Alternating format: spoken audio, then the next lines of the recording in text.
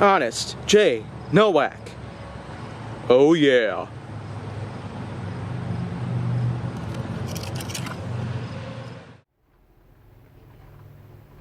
A pleasure to meet y'all at last, and welcome back to Honest J. Nowak.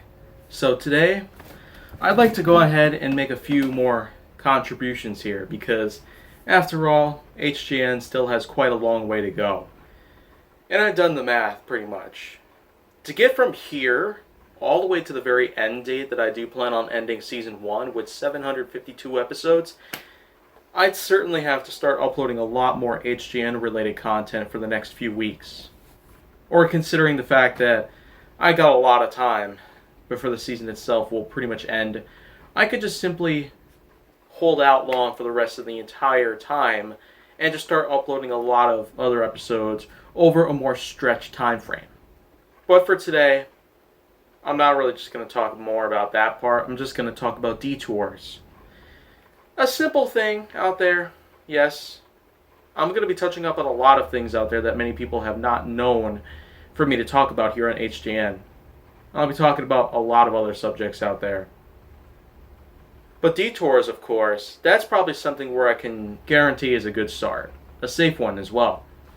Detours are pretty much the kind of spot that if you're driving, for example, and all of a sudden you notice a roadblock up ahead or some sort of blockade that's probably been there because of some sort of contamination spot, considering what we're going through now, or if it's something that's more common like a car wreck or some sort of homicide that takes place, or it's basically some sort of scene that has to be blocked off so it can be closely monitored. But detours in and of themselves, aside from roadblocks and enclosed areas, they can just be a useful way to simply warn you, especially if you're using Google Maps all the time like I am on a daily basis when it comes to driving. Then of course, detours are one thing that they always make sure to pop up. They also make sure to highlight some spots where traffic can get more jammed and the like. Depending on how stuffy it is, they'll rank it in a certain color and the like. But detours, of course, they have their own little icons to paste on the top of the maps themselves, usually marked in an orangish sort of color, and they'll also give you a little insight on what these detours are and how can you take an alternate route about them.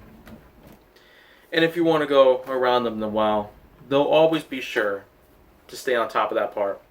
But again, detours themselves, they've got a lot of significance on it. Aside from the types of hazards and the like that could be in the road because of anything that could have happened at the time that you're driving out there, it all depends on what's going on. Even if there's road construction, of course, they will block it off and have you take a detour around it, depending on how you're going to be able to take it. Then, of course, you could rely on Google Maps or even have your own surroundings to take care of that problem. But for now, considering what we're all going through here, we're going to have a lot of detours to go around. There's reconstruction of a lot of buildings and a lot of roadways that are being handled on, especially here in my area of Menominee Falls.